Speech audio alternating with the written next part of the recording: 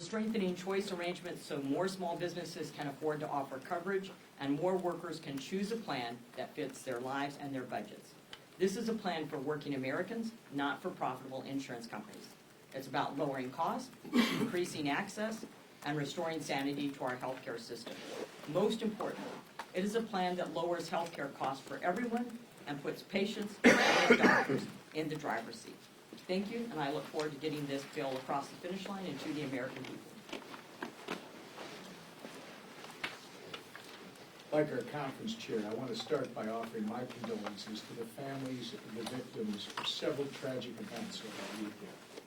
The shooting at Brown University that took the lives of two promising young students. The vicious ISIS attack on our service members in Syria that claimed 3 American lives. And finally, the horrific anti-Semitic terrorist attack in Australia that killed 15 innocent people at a Hanukkah celebration.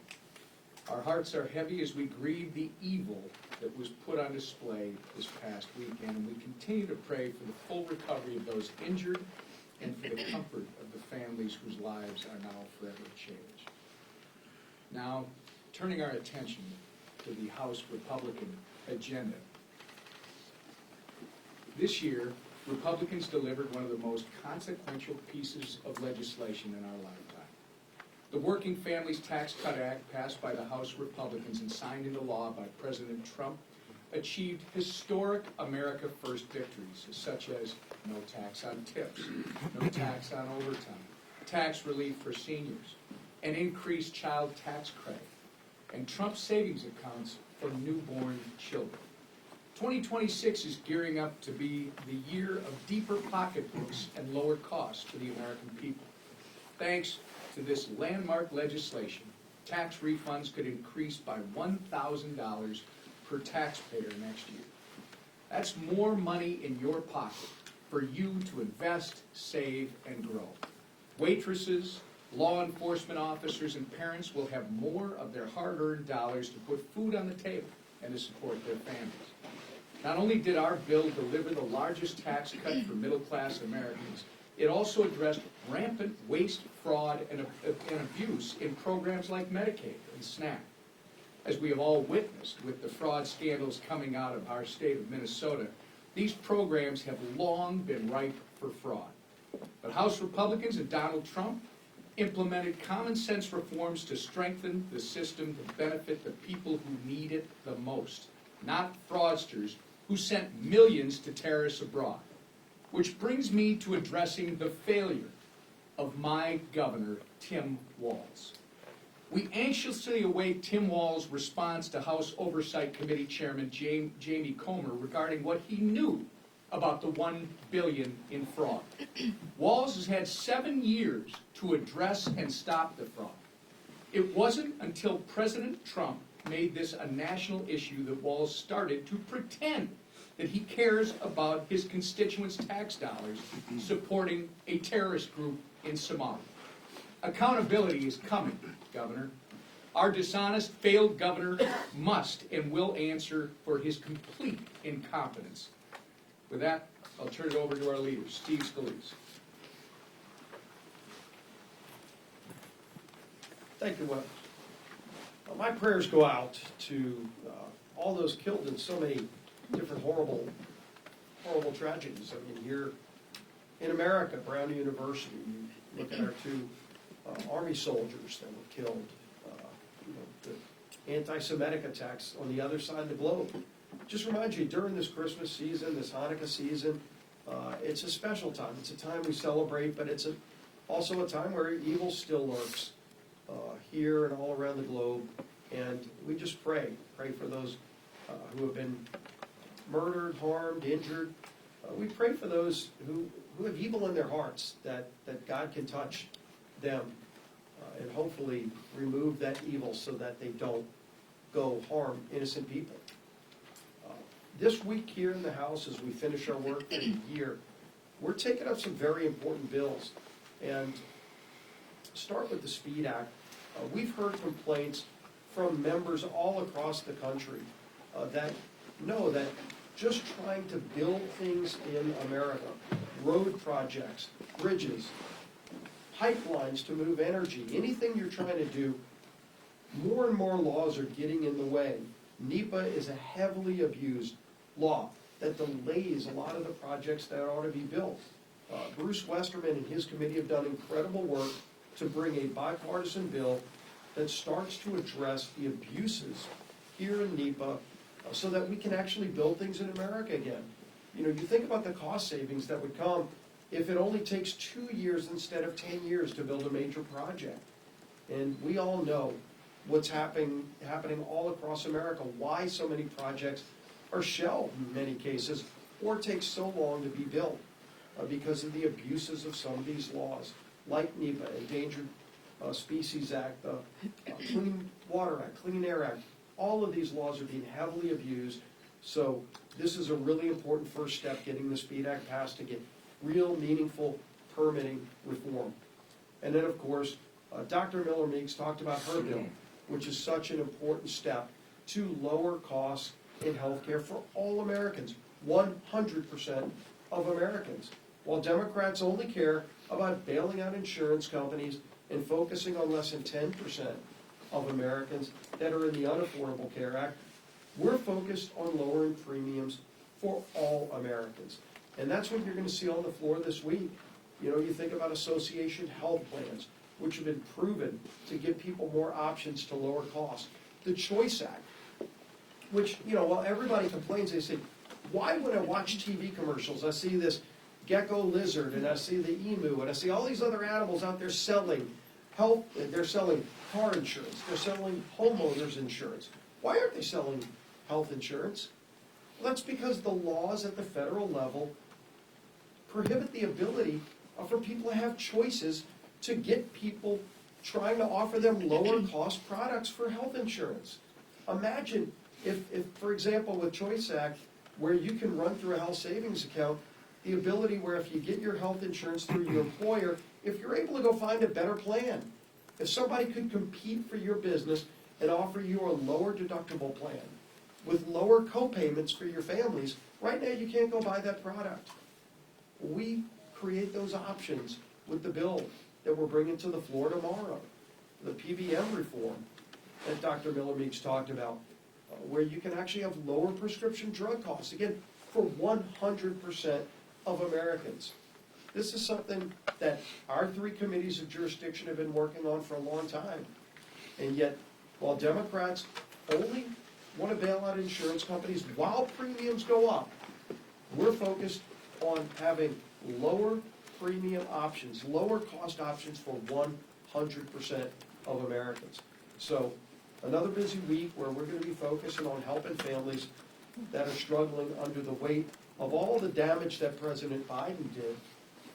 President Trump is working to lower costs. President Trump wants to see these bills on his desk. And we're going to work to deliver here in the House.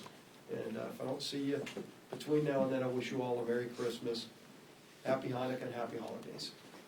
Speaker of the House. Mike Jones. I rarely get to raise the podium, but I'm going to take the opportunity. Good morning, everybody. Thank you to Dr. Miller Meeks for joining us on what is our last leadership press conference of the year. And I just want to say to all of you, press board, thanks for being here each week and covering all of this. It's been a hugely historic week and year in so many ways, and a hugely consequential Congress, and you've had a lot to cover. So we do, as everybody said, wish you Merry Christmas, Happy Hanukkah, and hope you get some well-deserved rest over the short holiday. Since Congress reopened, following the end of the Democrat shutdown, the longest in American history, Republicans have passed, since we came back, 41 pieces of legislation, and of course, as you've heard this morning, we're set to pass even more. Chief among them is the Lower Health Care Premiums for All Americans Act. It is aptly and appropriately named because that's exactly what it's going to do, as everybody has explained this morning. If you recall, Democrats shut the government down and kept it closed for 43 days so that Chuck Schumer could get political cover from the grassroots of his party. Remember that he had voted for the same CR just several months earlier in March. When the same vehicle came forward, he suddenly changed his tune, and that is because he caught a lot of political backlash for it. So he decided instead to shut the government down and fight. Well, everybody saw how obvious and how dangerous that gambit was. And so the Democrats tried to spin their selfish political decision to claim the whole thing was always about, quote, fighting for health care affordability. But that claim never made any sense because it ignores the very simple facts of the situation. It is the Democrats' Unaffordable Care Act that broke America's health care system, as has been recounted this morning. And it's the Democrats who have refused every good faith Republican effort to fix it along the way. But this is 15 years into this saga that the American people have been drugged through because the Democrats decided 15 years ago to break the system. They insisted when they passed the Unaffordable Care Act that it would reduce premiums, it would provide more choice and higher quality and all of that. And none of that ever happened. In fact, quite the opposite effect is what we have seen. All this was foreseeable, and that's why Republicans didn't support it. Premiums have skyrocketed, the quality of care has plummeted in so many places and in so many cases around the country, and fraud is absolutely rampant in the system, and it is costing everyone dearly. Yes, there is a health care affordability problem in America. It's a very serious problem for almost every family. But it is an indisputable fact that the Democrats caused that problem, and Republicans are the ones having to clean it up. For 15 long years, Americans have now faced skyrocketing premiums, fewer quality choices, inefficient care, and widespread fraud, waste, and abuse. Benchmark premiums on the Obamacare marketplace for every plan, listen to this, they've increased 80% overall since 2014, and they're continuing to rise. The Unaffordable Care Act marketplace has resulted in lower quality plan offerings and less consumer choices today. Fraud is absolutely rampant. Paragon Health is one of the analyst groups, and they estimate there's over 6.4 million people who are improperly enrolled in the Obamacare exchanges. And a recent GAO study, the Government Accountability Office, found some staggering facts. It proved what we all know intuitively about the fraud that's involved in this program. They found that Obamacare's subsidy system lacks even the most basic guardrails to prevent fraud, waste, and abuse. And I think that study is something that you should all dig into. It should be on the front page of every newspaper because it is shocking, alarming. Over the last 2 years, for example, the investigators at the GAO, Government Accountability Office, they did a little experiment. They in 24 different cases, they applied for Obamacare subsidies. They did it fraudulently by intent. So 24 applications with no Social Security data attached, none of that information that's necessary to actually apply, no citizenship proof attached, and none of the income documents and all the things that are supposed to be applied and included in an application. Now guess what? Out of the 24, 23 of them were approved. And they've been paid tens of thousands of dollars, some of them as recently as September of this year, the GAO tracking all of this fraud, wondering, hoping if anybody will ever pay any attention to it and stop it. That's not the only thing they found. The report also found that in 2023, 29,000 Social Security numbers were used by multiple persons. In 2024, 68,000 Social Security numbers used by multiple people to bilk the system, to defraud the system, and to take dollars to themselves. You had, in one case, there was over 120 individuals using the same Social Security number to get these benefits, and it was never stopped. The GAO also found that more than $94 million last year alone was sent to insurers on behalf of people who were already deceased. It's a serious, serious problem in the system. It's why the costs are so high, and this is the system that Democrats in Congress want to extend without any reform. We just can't have that. The Washington Post summarized all this best in one simple sentence. They said, quote, "The real problem is that the Affordable Care Act was never actually affordable." That's the problem. America's healthcare system should be the envy of the world. Instead, it's the most expensive in the world, and the American people are not getting any healthier because of all this madness. A new Gallup poll released yesterday found that 70% of Americans have a negative outlook on our healthcare system for all the obvious reasons. All Americans deserve a healthcare system that puts patients first, one that meets their needs with more access, more choice, and more affordable quality care. And House Republicans have offered legislation to begin fixing what is broken and to restore integrity to our nation's healthcare system, and it's so long overdue. The lower healthcare premiums for all Americans Act, will be on the floor tomorrow, is the first big step in that regard. As has been noted by Dr. Miller Meeks and the other leaders here, it offers common sense solutions to lower premium costs for everybody, all Americans. It expands access to quality care, provides every American with more options and flexibility to choose coverage that works for them, and it brings greater transparency to America's healthcare system. And here's how. The bill has 5 key reforms. I'll just reiterate some of this real quickly. It reduces premium costs through cost-sharing reduction payments, brings pharmacy benefit manager transparency, and removes the hidden costs of prescription drugs. It allows small business owners and independent workers to form association health plans.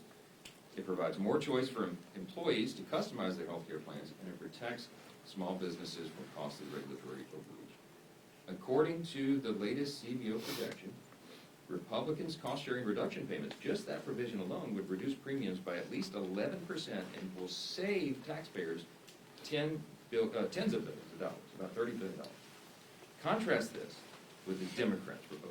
Now, what is their proposal? The Democrats' subsidy proposal would only lower premiums for a small subset of people. Now, think of this. Just 7% of Americans would benefit. When they passed the COVID-era enhanced subsidy, enhanced premium tax credit, okay, it would only affect, and only did affect, 7% of American people. If it was extended today, if their gambit was done, and without any reforms, and they expanded it for 3 years, which is what they tried to do in the Senate, and they failed last week, and what they would try to do in the House, if allowed, that would only reduce, for the 7% of Americans, it would only reduce their costs by 5.7%. Okay, this is not some solution to the problem. It's just adding more money, further subsidizing a broken system, and the subsidies go to insurance companies. They're not trying to solve the cost problem. They're trying to hide that, and it's not the way to fix it. It would also, by the way, cost taxpayers, if the subsidy was extended, would cost American taxpayers $350 billion over the next 10 years. Again, the proposal doesn't lower health care costs in any way. It only hides the true cost of the failed law. I'll remind you, CSR payments are not a new idea. In fact, in 2017, the thing that we're going to put on the floor tomorrow, a big part of that, 196 House Democrats, many of them still in Congress, wrote a letter in support of that very idea. Exactly what the Republican bill this week will accomplish. Now, they won't tell you that this week. I'm certain they're all going to vote against it. Why? As was said here many times this morning, they do not want a solution. Democrats do not want a solution.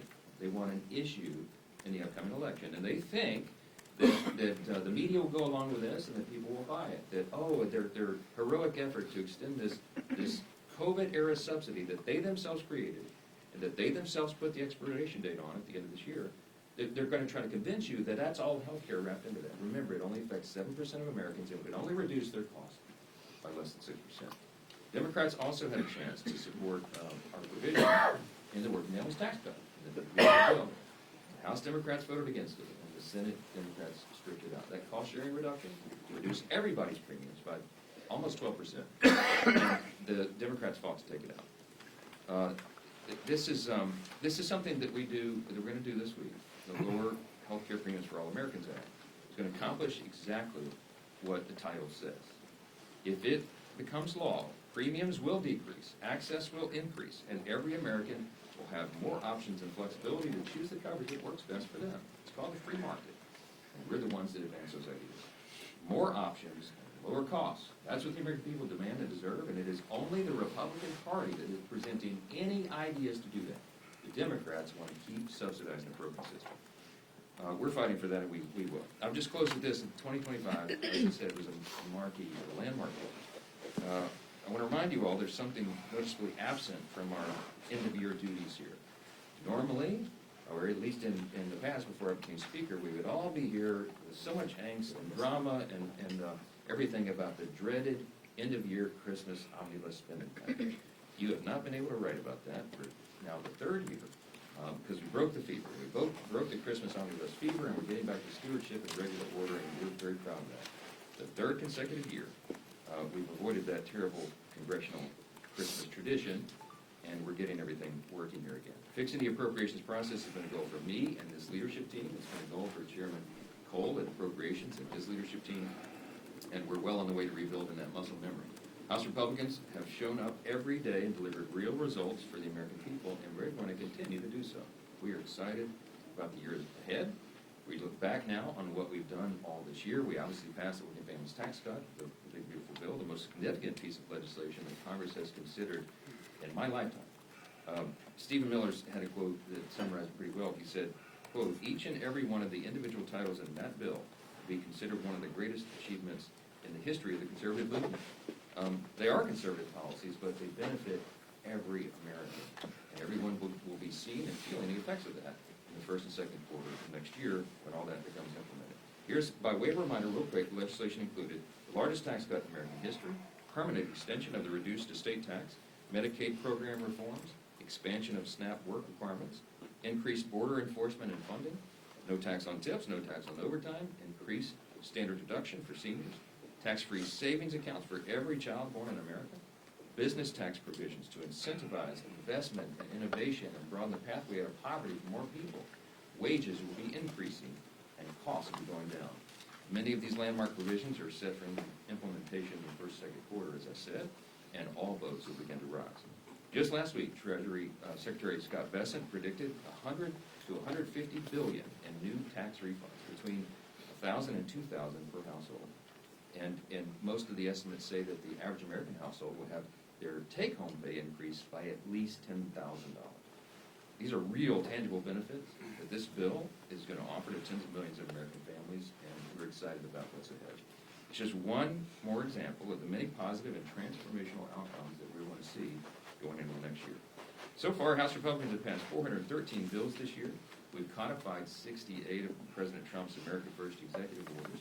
We've repealed 23 Biden-era maddening regulations under the Congressional Review Act resolutions.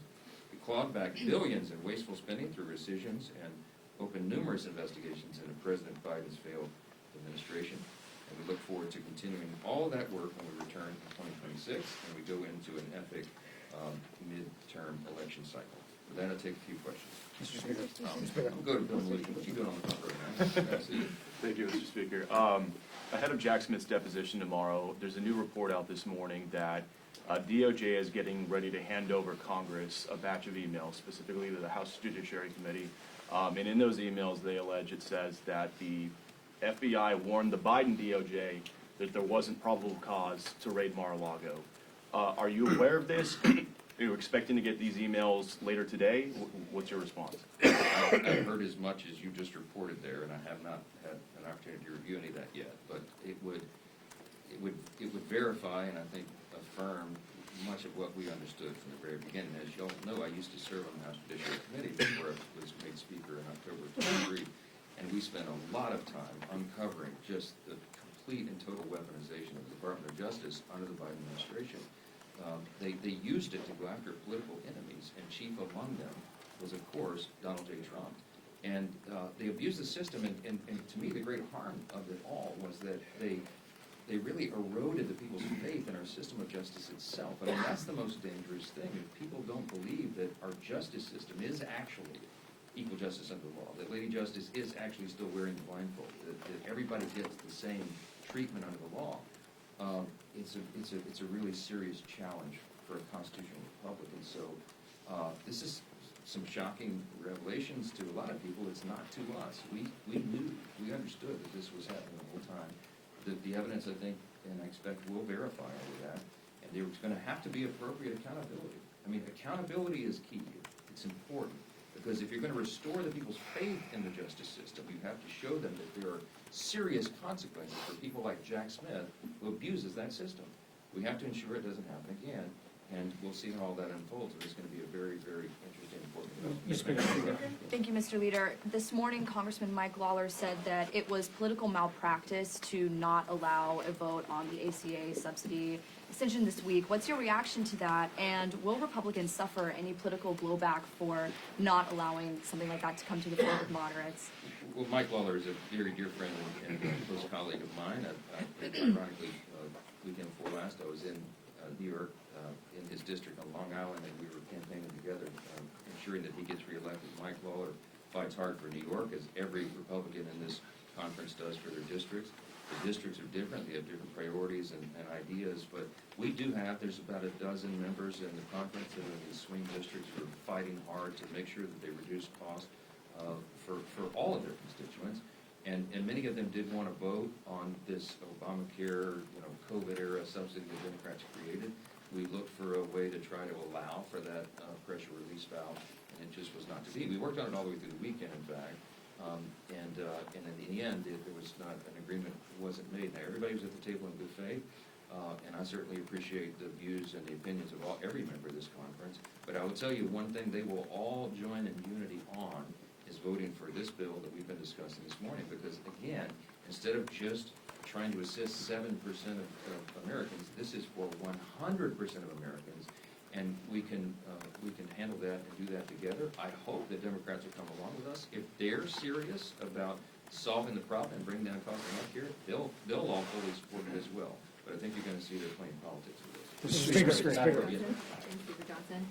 Last week, President Trump said that his legislative agenda is essentially done. So why should voters vote for Republicans in the midterms if there's nothing left to do legislatively? Well, I don't know which comment you're referring to and in what context, but I'll tell you, I've talked to the President sometimes multiple times each day. He and I and his team and our teams work around the clock. Literally, the President and I will talk sometimes at midnight and then again at 6 a.m. I mean, this President doesn't sleep. He's working all the time. The agenda is aggressive. There is much more to do. I think what he's sometimes when he's taken out of context on comments like that, he's referring to what we accomplished with the working families tax cut, the big beautiful bill, because there's so much in that a lot of people said, "Wow, you guys checked all the boxes." Well, we did to a certain extent, but there is so much more to do. And we're going to have a very aggressive legislative agenda coming right out of the gates in January. We're going to continue to work, for example, on health care to continue to bring costs down to the American people, to bring down the cost of living overall. You're going to see an aggressive affordability agenda, and we're going to see continued codification of the President's executive orders. He's up to about 200 of those. Probably about 150 of them are codifiable by Congress, and we're working steadily through that list. You're going to see us delivering for the American people while the effects of that giant piece of legislation we did on July 4th, got signed on July 4th, comes into implementation. So much more yet to do. And the President and I talk about that almost every day, and he's excited about it, and I am. Mr. Speaker, so there's a lot of Republicans who would still like to see health savings accounts set up as an alternative to the premium tax credit. I'm curious, why is that not in this bill? Is that something that's still on the table? Very much on the table. The President likes the policy as well. I see my doctor colleagues, Dr. Meeks is nodding in agreement.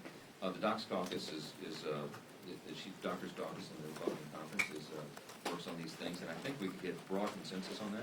What we anticipate going into the first quarter next year is possibly in a reconciliation package or in regular order as standalone. Ideas just like this. We have a long list of things that we know will reduce premiums, increase access and quality of care. And again, we're the only party that's going to be bringing that forward. The Democrats have zero ideas, zero concepts, and zero legislative plans on anything they'll propose other than just subsidizing the broken system. So there's going to be a stark contrast between the two parties. That'll be a big part of it, and I think you'll see a lot of that discussion going forward. Yes, ma'am. Just to follow up on that, we are at the end of the year here. People have already enrolled in their health care plans. You guys were out for 2 months during the shutdown.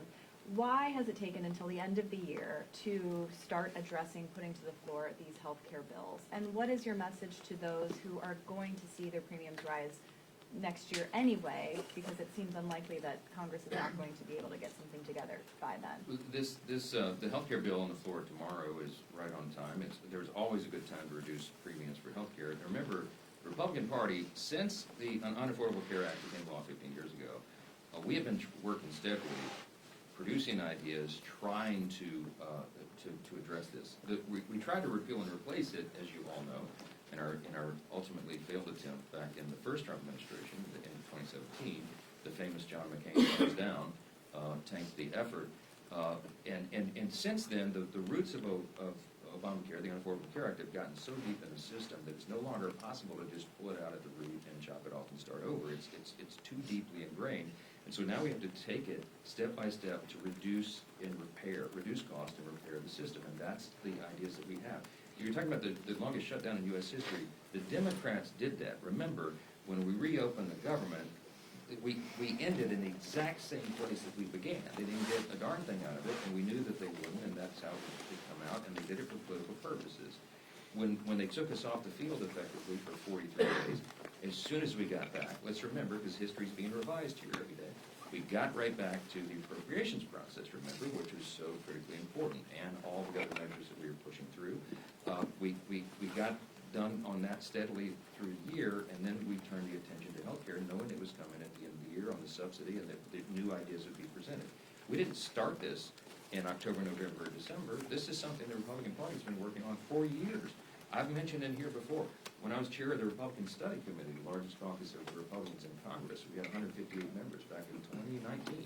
We produced a 2-volume set on conservative common sense solutions to fix healthcare. We've never been able to get the votes to fix it because the Democrats have been unwilling to go along. And you can go back and look at the record and show over and over, all they want to do is continue to throw taxpayer dollars and subsidize the broken system. The reason the premiums were up 80% since the bill was passed by the Democrats in 15 years ago is because they're further ingraining a broken system. So it's up to us to fix it. This is one piece, one part of that. And in the first quarter, January, February next year, you're going to see much more activity of this. The American people's attention is on healthcare for the obvious reason. It is a very serious problem. But remember this, the Democrats broke it, Republicans are going to fix it. I wish you all a blessed holiday. Thanks so much.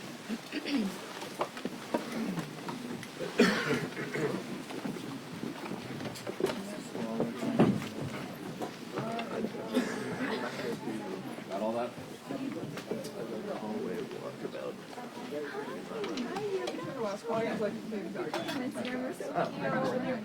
Oh. I was like, you know family, I cannot. Oh, not even, oh my God. You should have seen how many. We're doing coffee soon, or do you? But I gotta step it down just real quick. Oh, shit. Okay, do you want to come find me in the House Press Gallery? Which house press about it? Like which? Third floor, oh, sorry, periodical. It's, Sorry about that. Oh, that's right. okay, yes. Yeah, I imagine that's exactly the case.